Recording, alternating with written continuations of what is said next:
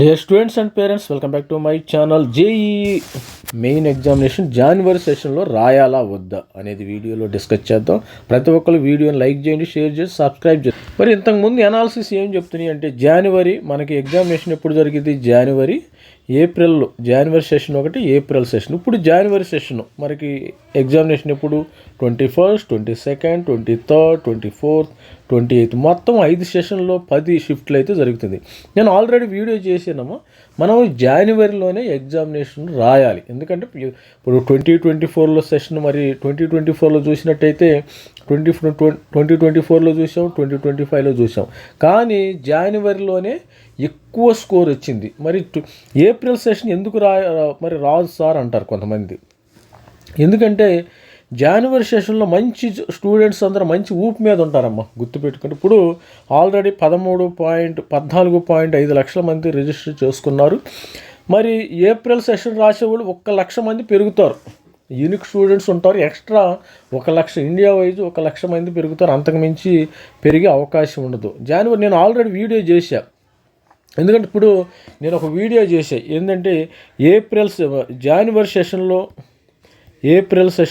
ఈ 2 సెషన్లో స్కోర్ చూసినట్టయితే ప్రతి ఒక్క స్టూడెంట్కి జనవరి సెషన్లోనే మాకు స్కోర్ ఎక్కువ రావడం జరిగింది. ఒక 10 మంది స్టూడెంట్స్ని తీసుకున్నారనుకోండి, 10 మంది స్టూడెంట్స్ని తీసుకోండి.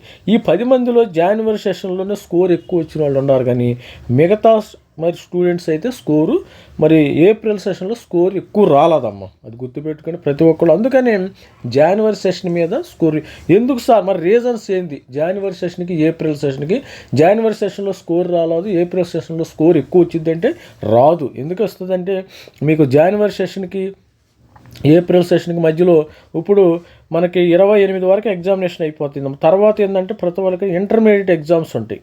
ఇంటర్మీడియట్ ఎగ్జామ్స్ మీకు ఆల్రెడీ ఇంటర్మీడియట్ ఎగ్జామ్స్ మార్చి 15 వరకు అయితే జరుగుతాయి. 15 వరకు జరుగుతాయి కదా. మరి 15 నుంచి మరి ఫస్ట్ వీక్ ఆఫ్ ఏప్రిల్లో ఉండే అవకాశం ఉంటుంది. ఏప్రిల్ సెషన్ ఎప్పుడు ఉంటుంది? First week off April. అంటే ఈ 15 రోజుల్లో మీరు పెద్దగా చదివి పొడిచేసేది ఏం లేదు. అందుకని జనవరి సెషన్లోనే ప్రతి స్టూడెంట్ కూడా జనవరి సెషన్లోనే మంచి పర్సంటైల్ తెచ్చుకోవడానికి, మంచి మార్క్స్ తెచ్చుకోవడానికి ట్రై చేయండి. ఎవరైనా జనవరి సెషన్ మిస్ అయ్యారా, ఈ గోల్డెన్ డేస్ ఎవరైనా మిస్ అయితే ఇక వాళ్ళ జీవితంలో కూడా జేఈ రాయలేరు. అందుకని జనవరి సెషన్ని ఎప్పుడు కూడా మిస్ చేయొద్దు. మరి ఇక్కడ చూడండి ఒకసారి, కొంతమంది స్టూడెంట్స్ జనవరి సెషన్లోనే ఎక్కువ స్కోర్ అయితే రావటం అయితే గమనించండి. మీరు ప్రతి ఒక్కరు కూడా జనవరి సెషన్లో మీరు కానీ జనవరి సెషన్ మిస్ అయితే మీరు ఇక ఏప్రిల్ సెషన్ వదిలేసుకోవాలి. అసలు 90% జనవరి సెషన్లోనే మంచి స్కోర్ వస్తుందమ్మా. 10% వచ్చేదానికి ఏప్రిల్ సెషన్లో మరి అవకాశం ఉంటుంది.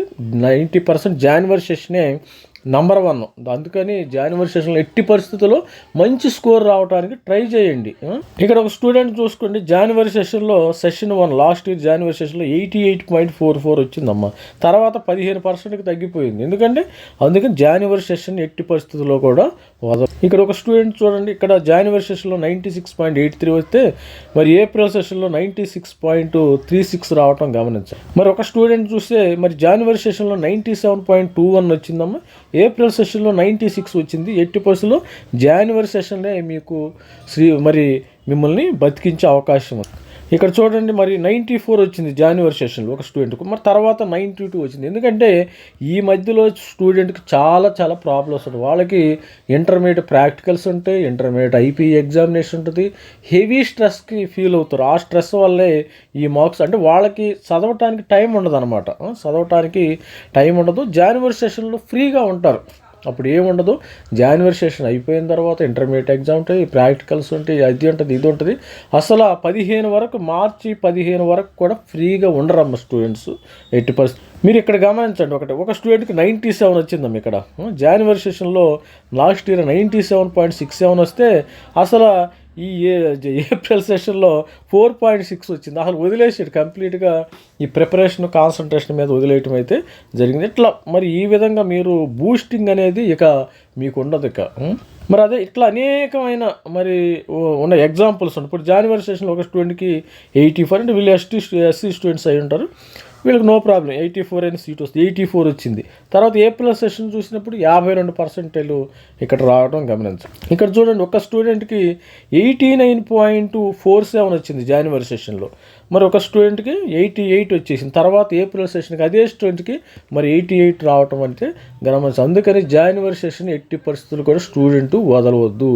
ఏప్రిల్ సెషన్ అనేది ఇక 5% అది దింపుడుకెళ్ళి ఆశ్రమేమో, 90% మీకు పర్సంటైల్ అనేది జనవరి సెషన్దే ఫైనల్. ఏప్రిల్ సెషన్ లేదు. ఇక ఏప్రిల్ సెషన్లో మీకు ర్యాంక్ రావటమే మిగిలి ఉంటుంది. ఇది స్టూడెంట్స్ మరి లాస్ట్ ఇయర్ మరి జనవరిలో 22, 23, 24, 28, 28 ఎగ్జామినేషన్ అయితే జరిగింది. మరి దీన్ని బీట్ చేయటం ఏప్రిల్లో మీరు బీట్ చేయలేరు. లాస్ట్ ఇయర్ అనాలిసిస్ ప్రకారం 2024 ప్రకారం 2025 ప్రకారం దీ మార్క్స్ కంటే మీకు ఎక్కువ రాలేదు. ఎందుకంటే ఈ లాస్ట్ ఇయర్ వీళ్ళు ఏప్రిల్లో రాసే స్టూడెంట్స్ అందరూ సిబిఎస్ఈ స్టూడెంట్స్ రాస్తారమ్మ ఎగ్జామినేషన్. సిబిఎస్ఈ స్టూడెంట్స్ కొద్దిగా టాపర్స్ రాసే అవకాశం ఉంది. వాళ్ళకి మాత్రమే మరి వాళ్ళకి స్కోర్ పెరిగే అవకాశం ఉంది, కానీ రిమైనింగ్ పీపుల్స్కి స్కోరు ఎట్టి పరిస్థితుల్లో కూడా పెరగదు. మరి కామెంట్స్ బాక్స్లో పెట్టండి మీరు ఏమనుకుంటున్నారో. మరి నా అనాలిసిస్ ప్రకారం 2024, 2025 ప్రకారం జనవరి సెషనే బెస్ట్. ఏప్రిల్ సెషన్లో స్కోర్ పెరిగే అవకాశం తక్కువ. మీ యొక్క అభిప్రాయాలు కూడా కామెంట్ రూపంలో పెట్టండి, మిగతా వాళ్ళకి కూడా హెల్ప్ఫుల్గా ఉంటుంది. All the best student. Thank you, bye.